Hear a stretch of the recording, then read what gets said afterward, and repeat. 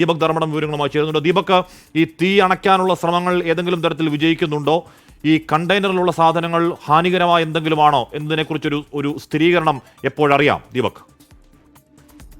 ആഷ്മി, ഔദ്യോഗികമായി ഡിഫൻസ് വൃത്തങ്ങളൊന്നും പറയുന്നില്ലെങ്കിലും അനൗദ്യോഗികമായി ഏതെങ്കിലും രീതിയിലുള്ള വലിയൊരു പൊട്ടിത്തെറിക്ക് ഇനി സാധ്യതയില്ല എന്നൊരു ആശ്വാസ വിവരമാണ് ലഭിക്കുന്നത്. 18 പേരെ കോസ്റ്റ് ഗാർഡിന് രക്ഷപ്പെടുത്താൻ പറ്റി എന്നുള്ളതാണ്. ഇപ്പോൾ തീ അണക്കാനുള്ള ശ്രമമാണ് തുടരുന്നത്.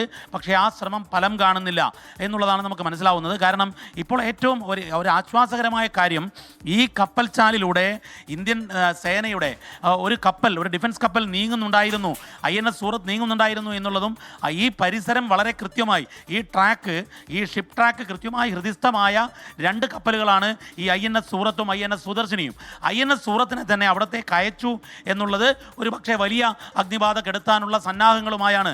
ആ സംവിധാനം അവിടെ ഉണ്ട് എന്നുള്ളതാണ് ഒരു ആശ്വാസം. ഏതായാലും ഈ 18 പേരെ രക്ഷപ്പെടുത്താനായി. പക്ഷേ ബാക്കി 4 പേരുണ്ട്.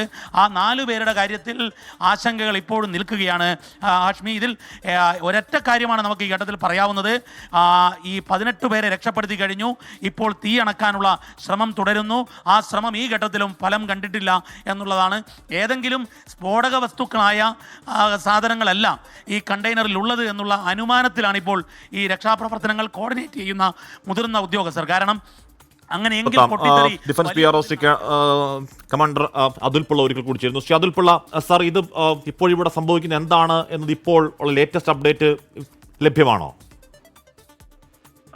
ലേറ്റസ്റ്റ് അപ്ഡേറ്റ് ഇച്ചിരി വൈകിയായിട്ടാണ് കിട്ടുന്നത്. ബിക്കോസ് നമ്മുടെ എയർ സോർട്ടീസ് തിരിച്ചു വരുമ്പോഴേ എനിക്ക് അപ്ഡേറ്റ് കിട്ടാറുള്ളൂ. അപ്പം ലാസ്റ്റ് അപ്ഡേറ്റ് കിട്ടിയപ്പം ഡോണിയർ ഏരിയൽ സർവൈലൻസ് ചെയ്തുകൊണ്ടിരിക്കുക ടു അനലൈസ് ചെയ്യാൻ എങ്ങനെ what is the extent of damage. As of now നമ്മുടെ first priority is to save crew. രണ്ടാമത്തെ ഫയർ എക്സ്റ്റിംഗ്വിഷ് ചെയ്യാൻ വേണ്ടി. അതുകൊണ്ട് കോസ്റ്റ് ഗാർഡിന്റെ ഒരു 5 ഷിപ്പ്, സച്ചേത്ത്, അൻവേഷ്, സമുദ്രപേരി, അഭിനവ്, രാജ്ദൂത്, പിയൂസ്, ചാർലി 144 എന്ന് പറഞ്ഞ ബോട്ട്, സ്പീഡ് ബോട്ട്, ഇതാ ഏരിയയിലോട്ട് പോയിട്ടുണ്ട് ഈ ഫയർ എക്സ്റ്റിംഗ്വിഷ് ചെയ്യാൻ വേണ്ടി. സർ, MSLCയുടെ സമയത്ത് നമ്മുടെ വെരി ഫസ്റ്റ് പ്രയോറിറ്റി ജീവനക്കാരെ രക്ഷപ്പെടുത്തുക തന്നെയായിരുന്നു. ഇതിപ്പോൾ 22 പേരിൽ 18 പേരെ രക്ഷപ്പെടുത്താൻ കഴിഞ്ഞു. അപ്പോൾ നമ്മുടെ ആദ്യഘട്ട ദൗത്യം ഏതാണ്ട് വിജയകരമാണ് എന്ന് പറയാം അല്ലേ സർ? ബിക്കോസ് നമ്മൾ അറിഞ്ഞ അറൌണ്ട് 22 ക്രൂവിൽ 18 ക്രൂ, ബാക്കി 4 ക്രൂയുടെ ഒരു വെയർ അബൌട്ട്സ് ഇപ്പൊ ഇതുവരെ നമുക്ക് ഒഫീഷ്യലി നമുക്ക് കിട്ടിയിട്ടില്ല എന്തുവന്ന്. സോ ഈ ബാക്കിയുള്ള ക്രൂവിനോട് ചോദിച്ചാലേ അറിയാൻ പറ്റുള്ളൂ 4 ക്രൂവിനെ പറ്റി എവിടെ അതിന്റെ വെയർ അബൌട്ട്സ്. നമുക്ക് ഈ സാധാരണഗതിയിൽ കടലിൽ ഒരു കപ്പൽ ഇങ്ങനെ തീപിടിച്ച് വലിയ കറുത്ത പുക ഉയരുന്നു എന്നുള്ളത് നമുക്ക് മാത്രമല്ല തീ പ്രകടമാകുന്നു എന്നുള്ളത് നമുക്ക് അങ്ങനെ പരിചിതമായ ഒരു കാഴ്ചയല്ല. അങ്ങയുടെ അനുഭവത്തിൽ ഈ തീപിടുത്തം അത്യാവശ്യം സിവിയർ തീപിടുത്തമാണെന്ന് തോന്നുന്നു അല്ലേ ശ്രീ അതുൽ പിള്ള? ഒരു വട്ടം ഒരു ഷിപ്പിലോ അല്ലെങ്കിൽ ഏതെങ്കിലും ഷിപ്പില് ഇൻ കേസ് ഇപ്പൊ ഫയർ നമുക്ക് കണ്ടു, മൈനർ ഫയർ നമ്മൾ ഫയറിനെ കാറ്റഗറൈസ് ചെയ്യും, മൈനർ ഫയറും മേജർ ഫയറായിട്ട്. സോ ഇപ്പൊ മൈനർ ഫയർ ഉണ്ട്, അത് ക്രൂന്ന് എക്സ്റ്റിംഗ്വിഷ് ചെയ്യാൻ പറ്റുന്ന ഫയറാണ് മൈനർ ഫയർ. ഈ മൈനർ ഫയർ പിന്നെ മേജർ ഫയറിലോട്ടാവുന്ന വേറെ ക്രൂ പിന്നെ ഫൈറ്റ് ചെയ്യാൻ പറ്റത്തില്ല.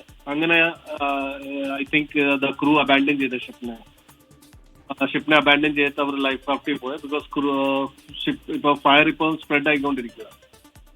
സോ ഇനി അതിന്റെ എക്സ്റ്റെന്റ് എത്ര ആവും എന്നൊക്കെ ഡിപ്പെൻഡ് ചെയ്യും. അതിനകത്തുള്ള മെറ്റീരിയൽസും അതിനകത്ത് കണ്ടെയ്നേഴ്സിൽ എന്തൊക്കെയുണ്ട് അതൊക്കെ. പിന്നെ കോസ്റ്റ് ഗാർഡ് ഇപ്പൊ പോകുന്നുണ്ട്. So will wait. അവിടെ എത്തിയിട്ട് അവർക്ക് ഫയർ ഫൈറ്റിംഗ് ഉള്ള കോൺഫിഗറേഷനിൽ അവർ പോയേക്കുന്നത്. INS സൂറത്ത് അതിനടുത്ത് ഓൾറെഡി ഉണ്ടായിരുന്നു എന്നാണ് അറിയുന്നത്. അപ്പോൾ അതുകൂടി അങ്ങോട്ടേക്ക് എത്തിക്കഴിഞ്ഞാൽ കുറച്ചുകൂടി ഫലപ്രദമായി തീ നിയന്ത്രിക്കാൻ കഴിയുമോ നമുക്ക്? അതെ, അല്ലാതെ ഒരു ടീം എഫേർട്ട്. ഇങ്ങനെ ഓപ്പറേഷൻസ് എപ്പോഴും ടീം എഫേർട്ട്. അത് നേവിയുടെയും കോസ്റ്റ് ഗാർഡിന്റെ രണ്ടുപേരുടെയും സീയിലുള്ള അസറ്റ്സും എയറിലുള്ള അസറ്റ്സും കൂടെ കമ്പൈൻ ചെയ്തിട്ട് ഇങ്ങനെയുള്ള ഓപ്പറേഷൻസ് ചെയ്യുന്നത്. Thank you sir, thanks lot. അല്പസമയം ഒരിക്കൽ കൂടി വിളിക്കുകയും ചെയ്യാം. നാവികസേന PRO കമാൻഡർ അതുൽ പിള്ളയാണ് ഏറ്റവും ഒടുവിലത്തെ വിവരങ്ങൾ നൽകിയത്. അദ്ദേഹം പറയുന്നത് കോസ്റ്റ് ഗാർഡിൻ്റെ കപ്പൽ അത് അങ്ങോട്ടേക്ക് എത്തുന്നുണ്ട്. ഡോണിയർ വിമാനങ്ങൾ അവിടെ നിരീക്ഷണം നടത്തുന്നുണ്ട്. INS സൂറത്ത് ഈ കപ്പൽ ചാലിൽ തന്നെ ഉണ്ടായിരുന്നു. INS സൂറത്തിനെ അങ്ങോട്ടേക്ക് ഡയറക്റ്റ് ചെയ്തിട്ടുണ്ട്. എത്രയും പെട്ടെന്ന് തീ നിയന്ത്രണ വിധേയമാക്കാനുള്ള ശ്രമങ്ങൾ തുടരുകയാണ്. പക്ഷേ ശ്രീ അതുൽ പിള്ള തന്നെ പറയുന്ന അദ്ദേഹത്തിന് കിട്ടിയ ഏറ്റവും ഒടുവിലത്തെ വിവരങ്ങൾ പ്രകാരവും തീ നിയന്ത്രണ വിധേയമാകാൻ കഴിയുന്നില്ല എന്ന് മാത്രമല്ല, തീ കപ്പലിൻ്റെ കൂടുതൽ മേഖലകളിലേക്ക് ആ തീ വ്യാപിക്കുന്നുണ്ട് എന്നുള്ളതാണ്. പ്രേക്ഷകർ കാണുന്നത് ആ കടലിലെ തീപിടിച്ച ഈ പറയുന്ന കപ്പലിലെ ഏറ്റവും ഒടുവിലത്തെ ദൃശ്യങ്ങൾ തന്നെയാണ്. വലിയ തോതിൽ തീപിടിക്കുകയാണ്, വലിയ തോതിൽ കറുത്ത പുക ഉയരുന്നുണ്ട്. എന്താണ് എപ്പോഴും ഈ കണ്ടെയ്നറിലെ സാധനങ്ങൾ നമുക്കറിയില്ല. 10 കണ്ടെയ്നറുകൾ കടലിലേക്ക് വീണിട്ടുണ്ടെന്ന് പറയുന്നു. അതല്ല 50ഓളം കണ്ടെയ്നറുകൾ കടലിലേക്ക് വീണു എന്ന് സ്ഥിരീകരിക്കാത്ത വിവരങ്ങളുണ്ട്. നമുക്കിതിലൊക്കെ സ്ഥിരീകരണമാണ് ഇനിയും വരേണ്ടത്.